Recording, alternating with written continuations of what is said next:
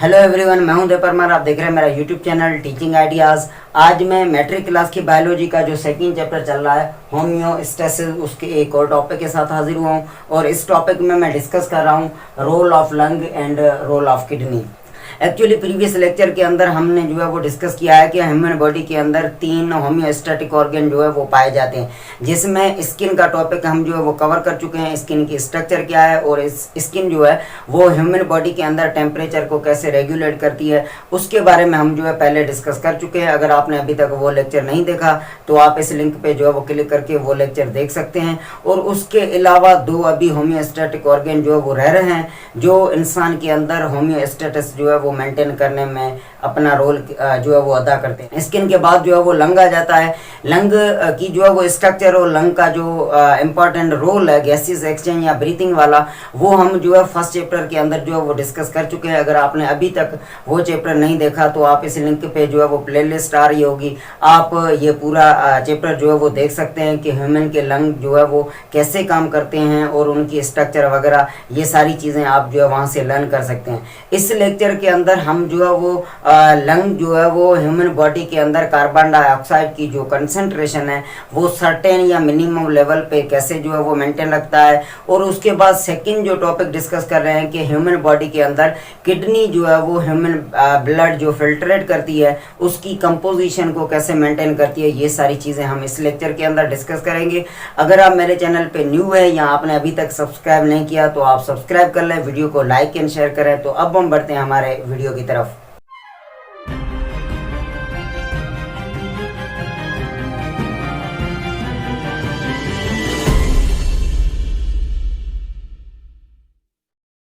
इस लेक्चर के अंदर हम जो है वो role of lung to keep the carbon dioxide concentration low to certain level, lung के बारे में हम डिटेल जो है वो स्टडी कर चुके हैं और फर्स्ट चैप्टर के अंदर उसके सारे लेक्चर अवेलेबल हैं, उसकी स्ट्रक्चर, उसका सारा काम। और यहाँ पे हम कार्बन डाइऑक्साइड की कंसंट्रेशन मेंटेन करने के हवाले से जो है वो स्टडी कर रहे हैं। सबसे पहले इससे वाबस्ता पहली पॉइंट ये है, टिश्यू और cell produce carbon dioxide during aerobic respiration. Human body के अंदर या जो एनिमल्स हैं उनकी बॉडी के अंदर जो सेल हैं या जो टिश्यूज हैं ये कंटिन्यूसली जो है वो एरोबिक रेस्पिरेशन कैरी आउट करते हैं और उस एरोबिक रेस्पिरेशन से कंटिन्यूसली कार्बन डाइऑक्साइड जो है वो प्रोड्यूस होती रहती है, क्योंकि वहां पे ऑक्सीडेशन होता रहता है। उसके बाद सेकंड पॉइंट ये है, as blood passes through tissue via capillaries, जैसे हमारा ब्लड जो है वो उन सेल्स या उन टिश्यूज के इर्द गिर्द जब कैपिलरी से जो है वो गुजरता है, वहां से पास होता है, carbon dioxide diffuse into blood. तो कार्बन डाइऑक्साइड उन सेल या टिश्यू से जो है वो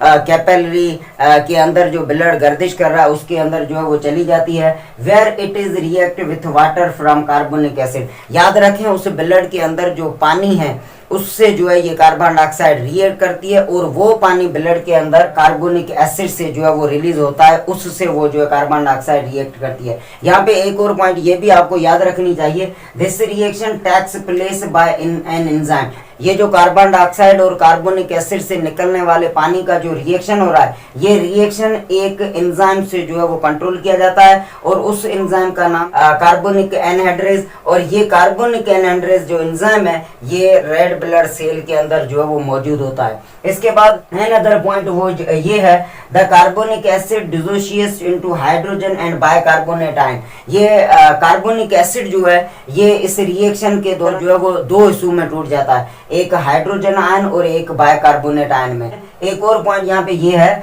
the level of hydrogen in blood is continuously monitored by special detectors या रिसेप्टर। हमारे ब्लड के अंदर इस रिएक्शन के दौरान जो हाइड्रोजन के आयन रिलीज हो रहे हैं ब्लड के अंदर, उसको कंटिन्यूसली मॉनिटर किया जाता है। मॉनिटर का मतलब उस पर चेक एंड बैलेंस होता है कि वो कहीं कम ना हो या कहीं ज्यादा ना हो जाए। तो उनको डिटेक्ट करने के लिए हमारे जिस्म के अंदर या ब्लड के अंदर जो है वो डिटेक्टर या रिसेप्टर पाए जाते हैं और उनको कैरोटिड या ऑर्टिक बॉडीज जो है वो कहा जाता है। इसके बाद एक और इम्पोर्टेंट पॉइंट ये है, most of the bicarbonate diffuses out from red blood cell to plasma की तरफ जो है वो चला जाता है। इस रिएक्शन से जो बाइकार्बोनेट आयन जो रिलीज हो रहे हैं वो रेड ब्लड सेल से निकलकर वो जो है ब्लड का जो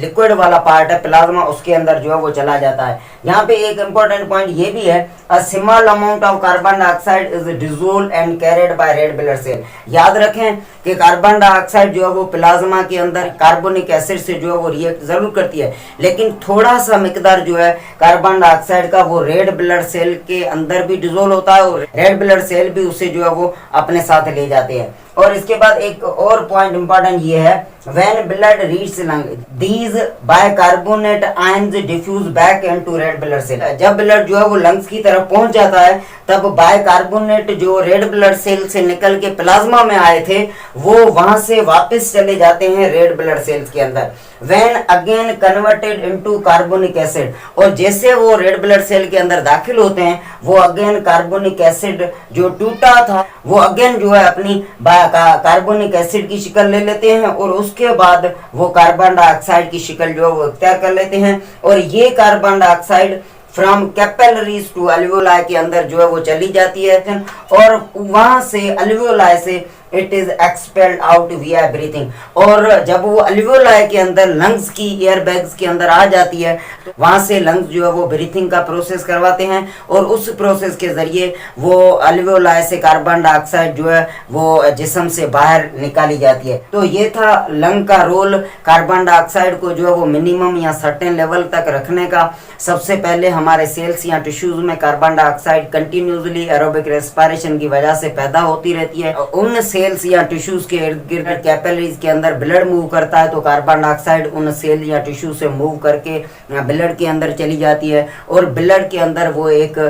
पानी जो कार्बोनिक एसिड से रिलीज होता है उससे जो है वो रिएक्ट करती है और ये सारा रिएक्शन जो है एक एंजाइम के अंडर काम करता है जिसको कार्बोनिक एनहाइड्रेज कहा जाता है और ये एंजाइम रेड ब्लड सेल के अंदर ही मौजूद होता है। जब ये रिएक्शन ब्लड के अंदर रन होता है तो कार्बोनिक एसिड जो है वो दो हिस्सों में टूटता है, एक हाइड्रोजन आयन और एक बाइकार्बोनेट आयन। हाइड्रोजन आयन को मॉनिटर किया जाता है ब्लड के अंदर special detector aortic and carotid body के हवाले से। बाइकार्बोनेट जो होते हैं आयन वो रेड ब्लड सेल को छोड़कर ब्लड के प्लाज्मा में आ जाते हैं। इतना काम कार्बन डाइऑक्साइड और ब्लड के बीच में होता है, इतने में ब्लड लंग्स के अंदर जो है वो पहुंच जाता है और लंग्स के अंदर जब ब्लड पहुंच जाता है तो बाइकार्बोनेट आयन जो है वो वापस प्लाज्मा से चले जाते हैं रेड ब्लड सेल के अंदर और वहां पे अगेन वो कार्बोनिक एसिड की शक्ल इख्तियार करते हैं और कार्बोनिक एसिड जो है फाइनली वो कार्बन डाइऑक्साइड की शक्ल इख्तियार करती है और वहां से कैपिलरी से वो मूव करती है अल्वियोलाई के अंदर और अल्वियोलाई से जो है वो ब्रीथिंग करवाई जाती है और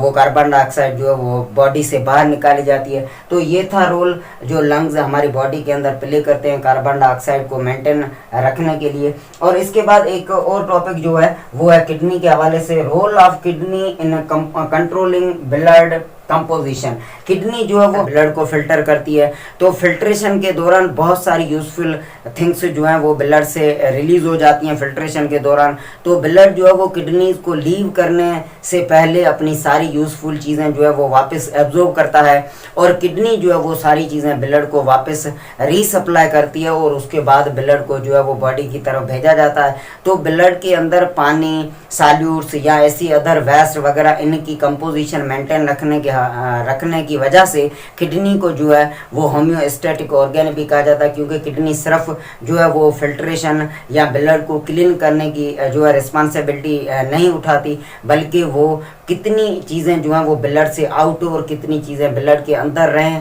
लाजमी उतनी चीज़ें जो है वो टिश्यू या हमारे सेल्स के अंदर जो है वो मेंटेन रहें, तभी हमारे सेल्स की जो है वो प्रॉपर मेटाबॉलिक एक्टिविटीज़ रन होती रहेंगी। सबसे पहली पॉइंट यहाँ पे जनरल मैंने ये लिखी है, ब्लड इज फ्लूइड। हमारा ब्लड जो है वो एक फ्लूइड की फॉर्म में पाया जाता है, हैविंग सेल्स, जिसके अंदर जो है वो सेल्स भी पाए जाते हैं, प्लाज्मा भी पाया जाता है और प्लाज्मा के अंदर high amount of water, solutes, nitrogen, chlorine, calcium, potassium, other ऐसे वेस्ट प्रोडक्ट जो है वो ब्लड के अंदर पाई जाती है।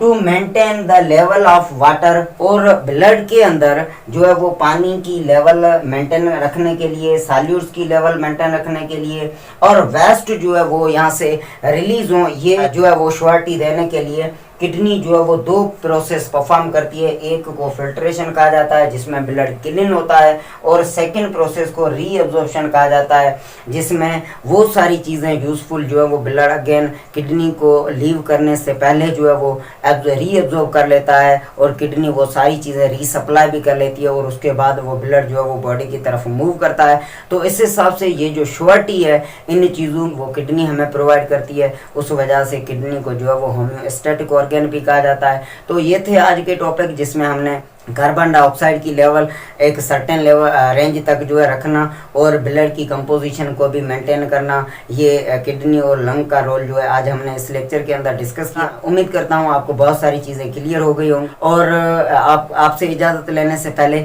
अगर आप मेरे चैनल पे न्यू हैं तो आप अगेन सब्सक्राइब कर लें, वीडियो को लाइक एंड शेयर करें। तो मिलते हैं नेक्स्ट वीडियो में, तब तक के लिए बाय बाय।